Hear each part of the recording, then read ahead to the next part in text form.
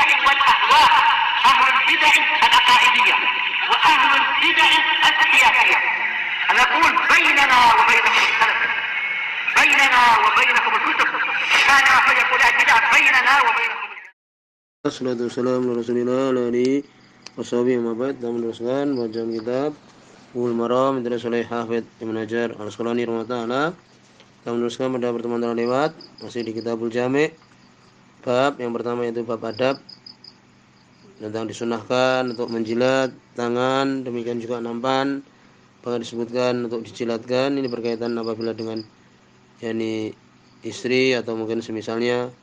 Demikian juga adab ketika memberikan salam, demikian juga ketika bersin, juga makruh makan dan minum sambil berdiri. Berikutnya kita teruskan dari apa yang disebutkan oleh Al-Hafidz Ibnu Hajar Al-Asqalani rahimahullah di 1447. Wanhu, yakni dari Abu Hurairah radhiyallahu anhu. Sudah kita sebutkan bahwa itu dari apabila mengatakan dari Ali bin Abi Thalib, maka itu adalah khata, ya. Dari Abu Hurairah radhiyallahu anhu, qala beliau mengatakan, di sini disebutkan oleh Imam Bukhari, demikian juga Imam Muslim. Qala Rasulullah, berkata Rasulullah sallallahu alaihi wasallam, "Idzan ta'ala ahadukum falyabda bil yamin." Apabila salah seorang kalian memakai ni'al, yaitu memakai sandal, demikian juga sepatu, falyabda bil yamin, maka hendaknya mendahulukan yang kanan. Wa idza naza'a, apabila dia melepas sandalnya, falyabda bishimal, maka hendaknya mendahulukan dengan yang kiri. Kalau memakai dahulukan yang kanan, kalau melepas dahulukan yang kiri. Wal takun al-yumna awaluhuma tun'alu, dan hendaknya menjadikan yang kanan itu yang pertama kali dari keduanya dipakai, untuk dipakai sandal itu. Wa akhiruhuma tunsau, dan yang kanan itu yang paling akhir dari keduanya yang dilepas. Ya, demikian. Muttafaqun alaih, hadis Bukhari dan Muslim. Maka di sini menunjukkan adab untuk seorang ketika memakai sandal atau sepatu untuk mendahulukan yang kanan. Dan di situ ada Nabi sallallahu alaihi wasallam memberikan contoh ketika seorang bersisir, demikian juga untuk kemudian makan dengan menggunakan kanan. Masuk masjid mendahulukan yang kanan. Adapun seperti masuk kamar mandi, maka di situ dahulukan yang kiri. Dan demikian. Demikian juga keluar dari rumah, disebutkan demikian. Disebutkan oleh Ibnu Hajar mengatakan di Fathul Bari, ucapan Al-Imam Ibnu Abdul Bar, bahwa barang siapa yang dia telah mendahulukan kiri ketika memakai sandal, maka dia telah bersalah, yang melakukan kesalahan, melakukan kejelekan dan menyelisih sunnah, ya. Tapi tidak mesti untuk kemudian dia tidak boleh memakai yang kanan. Kalau sudah terlanjur pakai yang kiri, maka dia melakukan kesalahan, ya, demikian. Lalu bagaimana kalau ingin memakai yang kanan? Boleh. Sebagian ulama dapat lepas dulu yang kiri, kemudian dahulukan yang kanan. Tapi ulama ini semua, ya, sebutkan bahwa ijma itu istihbab saja. Ya, perbuatan ini termasuk adab memakai dengan yang kanan, demikian. Ya, man bada bil intial fil yusra, barang siapa mendahulukan memakai sandal dengan yang kiri, asa dia telah melakukan, ya, kejelekan. Li mukhalafati sunnah, karena dia menyelisih sunnah. Ya, demikian. Kemudian juga berikutnya hampir mirip berkaitan dengan sandal. Hadis nomor 1448. Wanhu, yakni masih dari Abu Hurairah radhiyallahu anhu, qala Rasulullah sallallahu alaihi wasallam, berkata Rasulullah sallallahu alaihi wasallam, la yamsi ahadukum fi na'lin wahidah. Jangan salah seorang kalian berjalan dengan satu sandal. Wal yun ilhuma jami'an, maka hendaknya dia memakai keduanya semuanya. Auliyah la huma jami'an, atau untuk melepas semuanya. Jadi biasanya orang mungkin sandalnya rusak umpamanya salah satunya, maka di sini datang, ya, larangan dari Nabi sallallahu alaihi wasallam untuk memakai salah satu saja. Kalau memang salah satu rusak, ya dilepas semua. Ya, demikian. Di sini hadis muttafaqun alaih. Disebutkan oleh Al-Imam, ya, Sanani rahimahullah taala, ya, disebutkan oleh beliau di Subul Salam.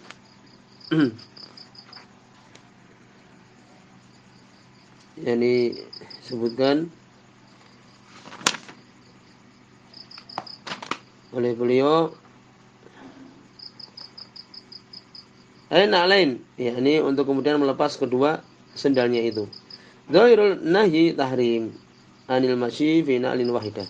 Dhahir hadis ini menunjukkan bahwa itu larangan, adalah haram untuk berjalan dengan satu sandal. Wa amlu jumhur al-karahah. Adapun jumhur menggiringnya kepada makna makruh saja. Ya demikian. Ya demikian. Jadi ulama ini tetap adalah bimbingan saja dari Nabi SAW. Ya. Kemudian sebagian menyebutkan seperti Imam Nawawi boleh mengatakan, para ulama berkata para ulama wa sababuhu, kenapa tidak boleh untuk kemudian memakai satu sandal saja? Ana dzalika taswih, karena itu membuat sesuatu yang jelek ya, secara menurut pandangan jelek untuk dilihat, kan demikian. Demikian juga disebutkan muslah, ya muslah ya seperti seorang itu kalau umpamanya terjadi peperangan membunuh kemudian dia dengan dipotong-potong, ya demikian. Itu tidak boleh. Ya dimisalkan dengan itu juga. Wa mukhalif lil waqar, menyelisih apa? Kewibawaan. Pakai sandal satu menyelisih kewibawaan. Ya. Oleh anna muta'anilah al-muntailah tasiru arfa minal ukhra. Kalau pakai satu saja, dia akan lebih tinggi dari yang lain, kan itu. Wa yasiru masyuh, maka memberatkan dia untuk berjalan. Kadang-kadang itu membuat dia tergelincir. Demikian disebutkan. Ya, demikian. Dan disebutkan oleh Imam Nawawi juga ini istihbab saja dan tidak wajib. Wallahu alam, demikian. Insyaallah ini adalah demikian. Kemudian juga disebutkan juga oleh Imam At-Tahawi di Mushkil Asar hadis yang disebutkan oleh Abu Hurairah radhiyallahu anhu. Ya, diriwayatkan oleh Imam At-Tahawi di Mushkil Asar bahwa Abu Hurairah radhiyallahu anhu beliau mengatakan anna Rasulullah sallallahu alaihi wasallam naha 'anil masyi fi na'li wahidah. Rasulullah sallallahu alaihi wasallam melarang berjalan dengan menggunakan satu sandal saja. Waqala, kemudian Nabi mengatakan inna syaitan yamsi bin na'li wahidah. Sungguhnya syaitan itu berjalan dengan satu sandal. Syekh Albani misalkan di sini. Ya demikian. Shahihah nomor 348. Ya demikian. Jadi di sini tidak sepantasnya seorang untuk memakai satu ya sandal saja. Dan itu adalah istihbab, anjuran. Berikutnya hadis nomor 1449. Wa Ibnu Umar, dari Abdullah bin Umar radhiyallahu anhu. Hadis muttafaqun alaih. Qala, beliau mengatakan qala Rasulullah, berkata Rasulullah sallallahu alaihi wasallam, la yandurullah, Allah Subhanahu wa taala tidak melihat ila man jara sabahu khuyala, kepada orang yang jaro, ini menyeret ya, dipanjangkan celananya izarnya itu atau mungkin sirwalnya sampai ke tanah ya. Orang yang menyeret bajunya khuyala yakni takabur, sombong. Ya demikian. Muttafaqun alaih, hadis Bukhari Muslim. Maka di sini menunjukkan ancaman orang yang itu ya dalam keadaan menyeret pakaiannya, yaitu apa? Isbal, pakaian yang di bawah mata kaki. Dan jelas di situ ada hadis ya yang sering disebutkan juga, hadis Jabir bin Sulaim radhiyallahu anhu, sungai Imam Abu Dawud. Demikian juga yang lainnya banyak di Bukhari dan Muslim masalah ini. Karena Nabi sallallahu alaihi wasallam, sungai Nabi sallallahu alaihi wasallam qala lahu, berkata kepada Jabir bin Sulaim ini radhiyallahu anhu, iyaka wa isbal al-izar, hati-hati kamu dari isbal, ini menurunkan ya baju atau mungkin izar, sarung ya di bawah mata kaki. Ya, di sini izar itu sarung atau semisal itu di bawah mata kaki. Fa inna isbala izar, sungguhnya ya menurunkan pakaian di bawah mata kaki itu, izar ini seperti sarung di bawah mata kaki, minal makhilah, termasuk dari apa? Kesombongan. Jadi sebenarnya orang mengatakan aku tidak bermaksud untuk sombong, tapi di hati Nabi mengatakan sungguhnya menurunkan pakaian di bawah mata kaki itu termasuk kesombongan, kan demikian. Jadi walaupun sebagian ulama seperti Imam Nawawi mengatakan makruh saja, wallahu alam, ya seperti celana atau ya sirwal di bawah mata kaki atau mungkin izar, sarung, tapi yang benar ulama adalah haram. Ya demikian.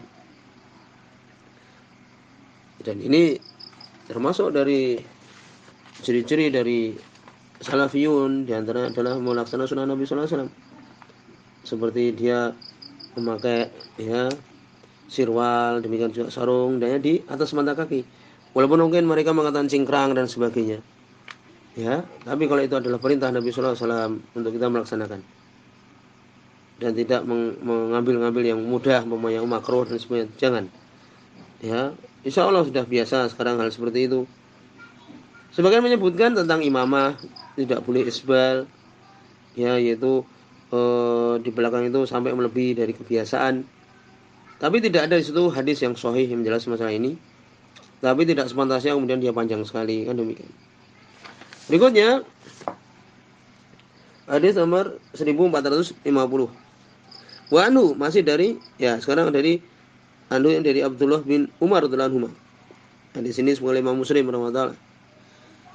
Ana Rasulullah sallallahu alaihi wasallam qala, beliau mengatakan, "Idza akala ahadukum falyakul biyamini." Apabila salah seorang kalian makan, hendaknya makan dengan tangan kanannya. Wa idza syariba falyashrab biyamini. Apabila dia minum, hendaknya minum dengan tangan kanan. Fa inna syaitan yakulu bisimali. Maka sungguhnya syaitan itu makan dengan tangan kirinya. Wa yashrabu bisimali. Demikian juga minum dengan tangan kirinya. Nah, ini hadis jelas, ya, haram seorang makan dan minum dengan tangan kiri. Ya, demikian juga hal-hal yang berkaitan, ya, dengan makan dan minum. Kadang orang, ya, kalau mungkin tangannya kotor, maka tetap berusaha dengan tangan kanan. Walaupun kadang dia umpamanya tangannya untuk makan, kemudian dia memegang gelas, ya, kemudian dengan bantuan tangan kiri umpamanya, ya kan. Mereka menyebutkan di mana di situ dia bersandar kekuatannya yang paling banyak. Kalau dengan kanan, ya itulah berarti dia dengan tangan kanan. Ya, demikian. Kadang kan itu kita makan ternyata mungkin tangannya kotor, sehingga kita memegang gelasnya itu kadang risih atau semisal itu kurang enak, sehingga kita meminta bantuan dengan tangan kiri. Tapi alangkah baiknya tidak apa-apa dengan tangan kanan, ya, atau mungkin bantuan tangan kiri, tapi tetap kita menyandarkannya dengan tangan kanan. Demikian sebagian mengatakan seperti itu. Ya, disebutkan oleh Imam Sunani, dalilun ala tahrimil akal wa syurb bisimal. Ini dalil haramnya makan dan minum dengan tangan kiri. Ya, fa innahu alalahu bi annahu fi'lu syaitan. Ilahnya, sebabnya adalah itu perbuatan syaitan. Wal muslim ma'murun bi tajannub tariqi ahli fusuk fadlan ani syaitan. Seorang muslim itu diperintahkan untuk menjauhi jalannya orang ahli fasik, ahli kemaksiatan, apalagi itu perbuatan syaitan. Kan demikian. Wadhaba jumhur ila annahu yustahab akal bil yamin wa syurb biha. Disebutkan oleh Imam Sunani bahwa jumhur mengatakan itu yustahab, tapi ulama ya tetap itu adalah haram. Ya, demikian. Ya, demikian. Jadi tetap makan dan minum adalah haram untuk menggunakan tangan kiri. Wajib untuk menggunakan tangan kanan dan bukan mustahab. Kemudian berikutnya di terakhir di babul adab ini, qala Ramadhan hadis nomor 1451, wan Amr bin Shu'aib an-Nabihi an-Jadi, dari Amr bin Shu'aib dari bapaknya itu Shu'aib bin Muhammad an-Jadi, dari kakeknya itu Abdullah bin Amr bin As radhiyallahu. Di sini sahih, ya, di Hasan. Qala, beliau mengatakan, qala Rasulullah, berkata Rasulullah sallallahu alaihi wasallam, kul washrab, makan dan minumlah, walbas, berpakaianlah, ini pakailah baju, berpakaianlah, wa tasaddaq, dan bersedekahlah, ya, bersedekah fi ghairi sarafin, dengan tidak berlebih-lebihan, wala mahilah, demikian juga tidak menyombongkan diri, ya, mahilah dari khuyala, yakni sombong. Rawahu Abu Dawud, keluarkan oleh Imam Abu Dawud, wa Ahmad, dan Ahmad, wa alaqahu Bukhari. Imam Bukhari, ya, melakukan dengan sigoh, ya, jazm di ta'liqnya. Jadi tidak disebutkan sanadnya secara lengkap, tapi bentuknya jazm, ini pasti. Ya, di sini sahih. Ini menunjukkan apa? Untuk seorang makan dan minum, pakai pakaian, bersedekah, tapi tidak berlebih-lebihan. Ya, tidak juga untuk menyombongkan diri. Dan israf itu termasuk, ya, perbuatan syaitan. Ya, innal mubadirina kana ihwana syayatin. Wala tubadir tabdira. Jangan kemudian boros. Sungguhnya orang boros itu saudaranya syaitan. Bukan di surat Al-Isra. Ya, demikian juga ada di surat Al-A'raf, wa kulu washrabu wa la tusrifu, makan dan minum jangan berlebihan. Innahu la yuhibbul musrifin, sungguhnya Allah SWT tidak mencintai orang-orang yang berlebihan. Ya, dan israf itu adalah melebihi batasan yang disyariatkan. Ya, demikian. Imam Sunani rahimahullah beliau menyebutkan hadis ini adalah hadis yang menyeluruh untuk seorang perhatikan dirinya untuk kebaikan diri dia dan jasad dia di dunia dan akhirat. Fa'in nasaraf, orang yang berlebihan itu di segala sesuatu itu membahayakan jasad dan membahayakan kehidupan juga. Bisa membawa kepada itlab, kerusakan. Berlebihan hartanya bisa habis. Ya, membahayakan diri juga. Ya demikian. Sedangkan sombong, makhilah, itu membahayakan diri dari sisi apa? Menimbulkan ujub, menyombongkan diri, merasa lebih. Ya, merasa bangga dengan diri. Orang yang sombong itu membahayakan jiwa. Kalau secara akhirat membahayakan apa? Membahayakan apa bagi dia akhiratnya? Ya, mendapatkan dosa, kan demikian. Sedangkan dari sisi dunia, orang yang sombong itu bagaimana? Tuksabul makat minan nas, manusia menjadi benci kepada dia. Ya demikian. Sampai di sini nanti akan masuk bab yang kedua, albir wasilah. Di sini semua. Tiga sudah